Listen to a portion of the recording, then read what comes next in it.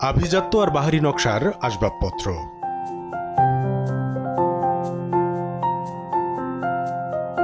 ঐতিহ্য আধুনিকতার মেশেলে দৃষ্টিনন্দন এসব বেড, সোফা, ডাইনিং টেবিল তৈরিতে প্রাধান্য পেয়েছে ক্রেতার রুচি ও স্থায়িত্ব। প্রয়োজন কিংবা পরিবর্তন, ঘরের সৌন্দর্য বাড়াতে ঈদ কেনাকাটায় ফার্নিচারের শোরুমেও আসছেন ক্রেতারা। দেশি কিংবা আমদানি, ভালো মানের আসবাবপত্রের মূল্য বেশি, সেই বিবেচনায় দাম নিয়ে নেই কারো অভিযোগ।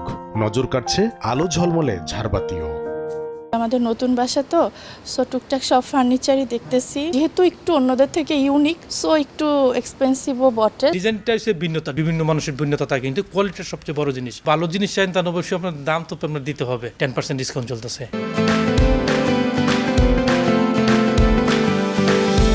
মানুষের আকাঙ্ক্ষা এবং কোম্পানির ডিসকাউন্ট দুটো একসাথে যখন মিলে যায়, তখন হয়তো আমরা আর একটু এক ধাপ এগিয়ে যাই যে যাই কিনে নিয়ে আসি। মডার্ন ডিজাইনগুলো কাস্টমাররা চাচ্ছে, যেগুলো আপনার জায়গা কম নেবে। ঈদ উপলক্ষে নামি দামি ব্র্যান্ডগুলো সব ধরনের আসবাবপত্রের রমজান জুড়ে রেখেছে 5 থেকে 10% মূল্য ছাড়। প্রতিষ্ঠানগুলো বলছে অন্য মাসের তুলনায় রমজানে বিক্রি বাড়ে 30% পর্যন্ত। এবারও এর ব্যতিক্রম হবে না বলে আশা তাদের।